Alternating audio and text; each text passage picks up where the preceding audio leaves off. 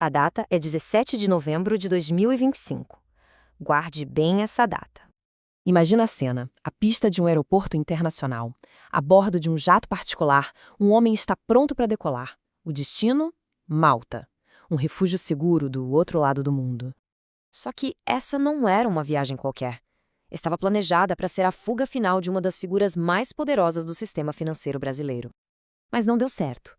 No dia seguinte, a notícia explode em todos os portais. A tentativa de fuga fracassou. O banqueiro bilionário foi pego. A história, sem dúvida, é impressionante.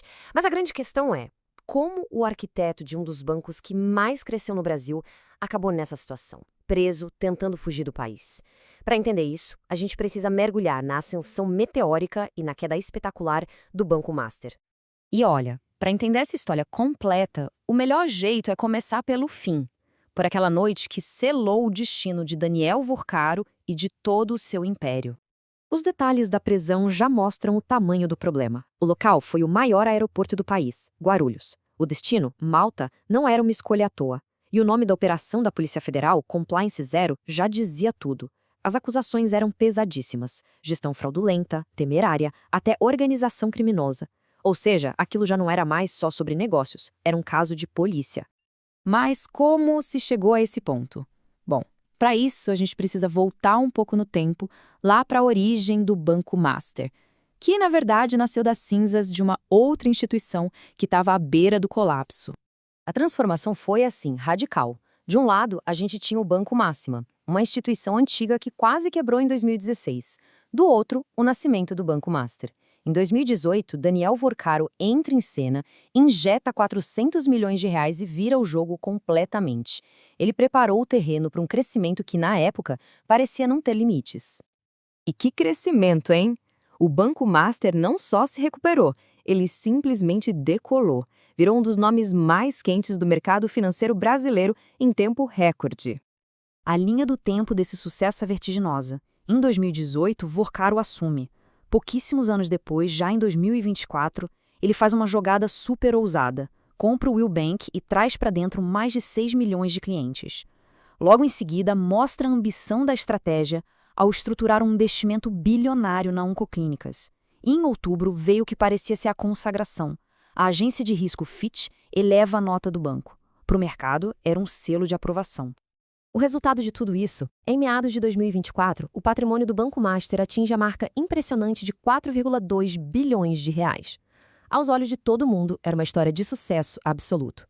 Mas por trás dos números, uma outra engrenagem, bem diferente, já estava girando. E é exatamente aqui que a história de sucesso começa a parecer um thriller financeiro. Porque os investigadores alegam que o verdadeiro motor por trás desse crescimento espetacular era, na verdade, um esquema fraudulento e bem complexo. A base da estratégia era o que o mercado chama de alavancagem agressiva. Basicamente, o banco oferecia CDBs com rendimentos muito acima da média para atrair investidores. Com esse dinheiro em caixa, ele investia em empresas com problemas, uma aposta de altíssimo risco. Até aí, ok, arriscado, mas dentro das regras. O problema, segundo as investigações, era como eles mantinham essa máquina toda funcionando. A suspeita é de um esquema em 4 passos. Primeiro, captar muito dinheiro com os CDBs. Segundo, o banco simulava a compra de créditos que na verdade não existiam. Terceiro, e aqui está o pulo do gato, esses créditos falsos eram revendidos para o Banco de Brasília, o BRB, uma instituição pública. E quarto, o dinheiro que vinha ilegalmente do BRB era usado para pagar os juros altos dos investidores, mantendo o castelo de cartas de pé. E a escala dessa suposta fraude é assustadora. As investigações apontam que o BRB teria injetado ilegalmente algo em torno de 16,7 bilhões de reais no Banco Master para cobrir os rombos. É um valor que coloca essa operação entre as maiores já vistas no país. Com os reguladores cada vez mais perto, Vorcaro precisava de uma saída de mestre. A solução parecia ser uma jogada final, desesperada, para tentar salvar o banco. E a proposta foi ousadíssima: vender o Banco Master para o mesmo banco que, segundo as investigações, estava sendo usado no esquema, o BRB. Era salvação definitiva ou o colapso final. O mais irônico disso tudo é que, no começo, teve gente no mercado que achou a manobra genial.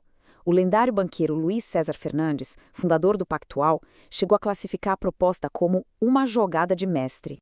Só que os reguladores não se convenceram. O cerco começou a se fechar. Em dezembro de 2024, o Banco Central já tinha chamado o Vorcaro para uma conversa, exigindo mais capital. Em março de 2025, a venda para o BRB é anunciada como uma grande salvação. Mas em setembro veio o golpe final. O próprio Banco Central interveio e bloqueou o negócio. Era o fim da linha. Sem a venda para o BRB, o castelo de cartas começou a desmoronar publicamente. E o final da história se aproximava de forma muito, muito rápida. E assim, a gente volta exatamente para o começo. As últimas 72 horas foram frenéticas. Dia 16 de novembro, uma última tentativa de venda fracassa. No dia 17, a tentativa de fuga e a prisão em Guarulhos. E no dia 18, o anúncio oficial. O Banco Central decretou a liquidação do Banco Master. O império tinha, de fato, ruído. As consequências foram imediatas e severas. Os bens de Vorcaro foram congelados, o presidente de BRB foi afastado do cargo e o Banco Central teve que iniciar o processo complexo de desmontar o que restou de um banco que, por um tempo, pareceu ser absolutamente invencível. No fim, a história do Banco Master deixa uma pergunta muito incômoda no ar, uma que ecoa por todo o sistema. Quando a ambição ultrapassa todos os limites e um banco se revela um castelo de cartas, quem é que, no final das contas, paga o preço quando tudo vem abaixo?